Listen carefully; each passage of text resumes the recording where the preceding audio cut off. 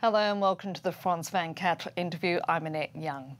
More than 50 years on, it's a war that to this day still casts a shadow over French diplomacy in the region.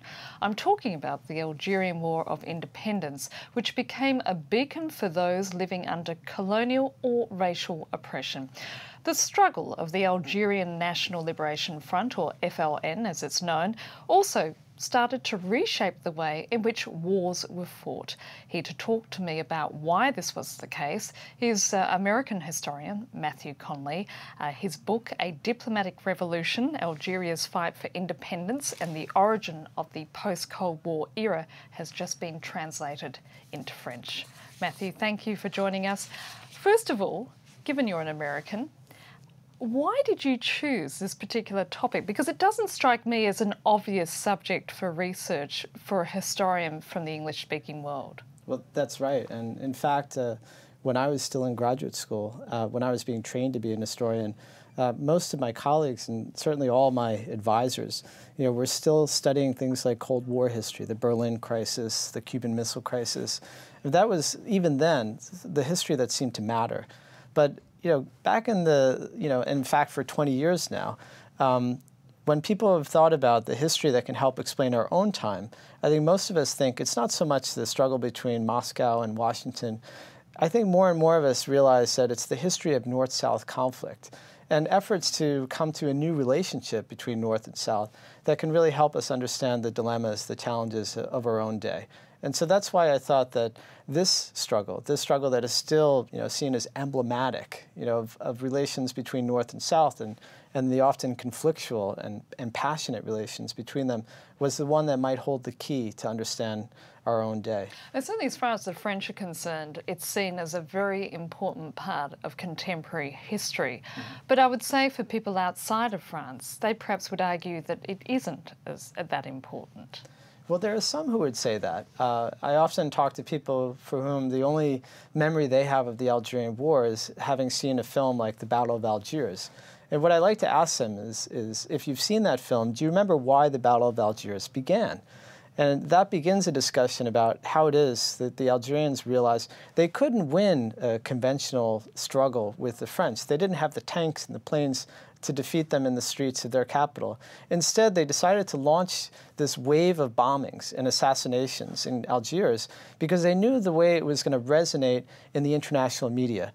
They knew that it was going to begin a debate, not just in France, but around the world, about the future of France's territory in North Africa. And that's the premise of your book, is the fact that the Algerian independence movement, for what was then a very revolutionary approach at that time, really went out of their way to win public opinion, didn't they? That's right. And it was a struggle because, of course, they were taking on France, which was supposed to be the protector of the rights of man. France, then and now was a great power in the world with tremendous influence and friends around the world.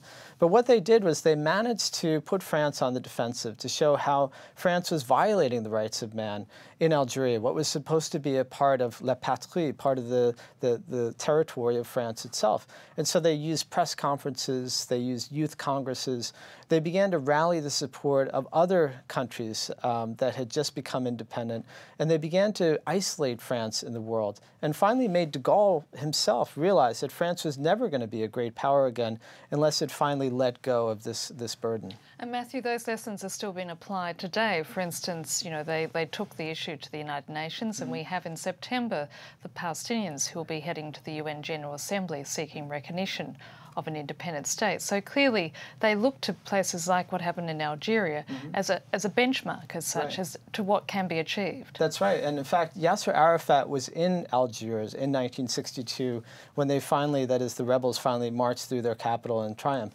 And he consciously modeled the Palestine Liberation Organization after the FLN.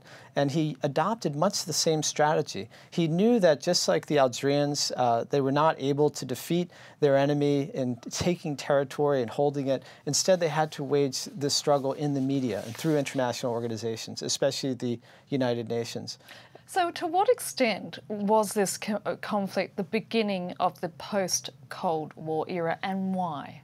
Well, it was the beginning of that era because of the way it began.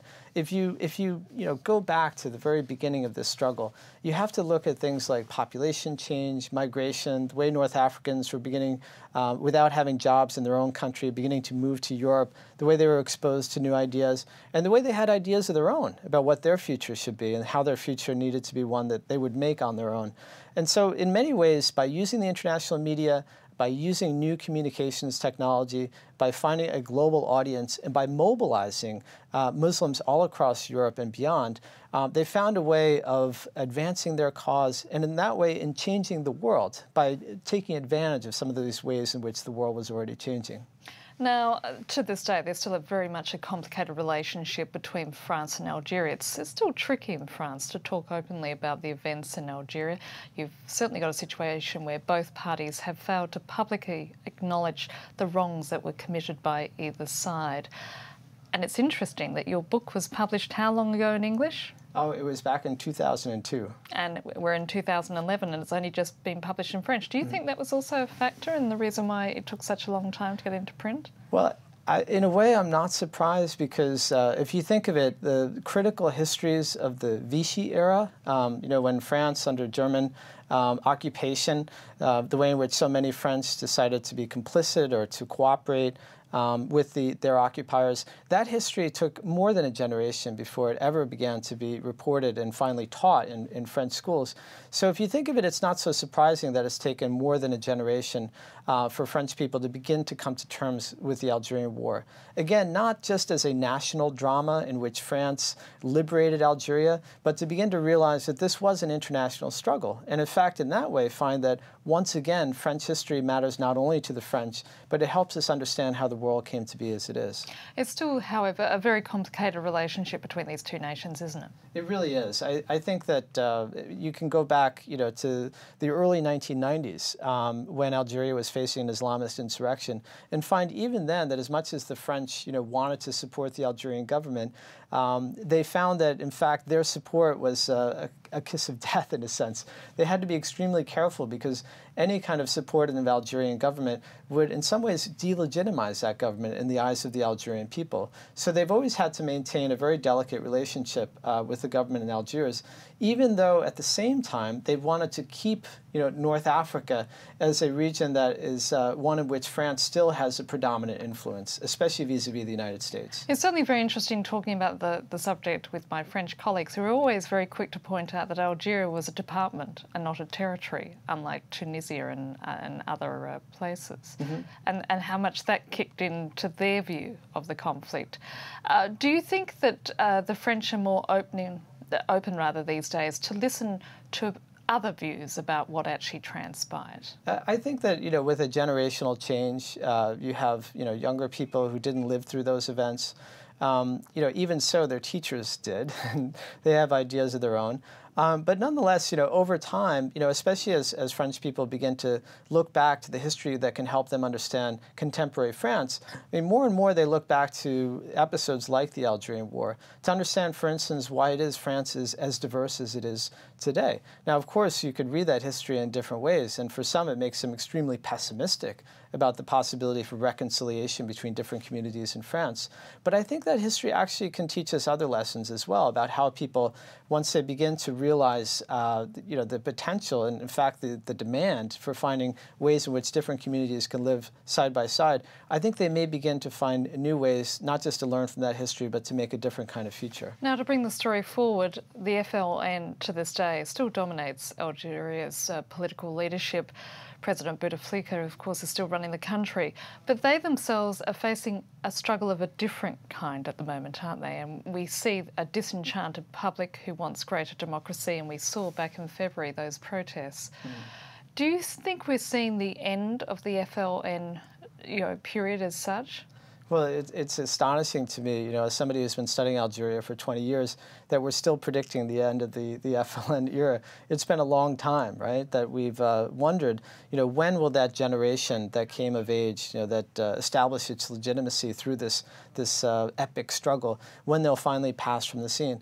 Well, it hasn't happened yet. And I think one reason was because that struggle gave them, the legitimacy to to run Algeria and do it for decades, and at times with I think very little to show, for the tremendous assets that Algeria has. Not just in terms of the things we think of, the oil, but in terms of a population that is still, one that's quite conscious of its history, that's politically conscious, and has so much potential that sadly the FLN has not found ways to realize. And certainly in the context of the Arab Spring, we've seen very limited protests, haven't we, in Algeria? That's right, and I think it's because Algerians are conscious, not only of this older history of the war for independence, but also of some more recent history, the terrible civil conflict that began in the early 90s and lasted more than a decade, and one that has the potential for starting up again. So I think Algerians are very leery of, once again, taking their political differences into the street and trying to reconcile them through guns. So I think that Algerians are very cautious, about pushing things that far. Matthew Conley, I'm afraid that's all we have time for.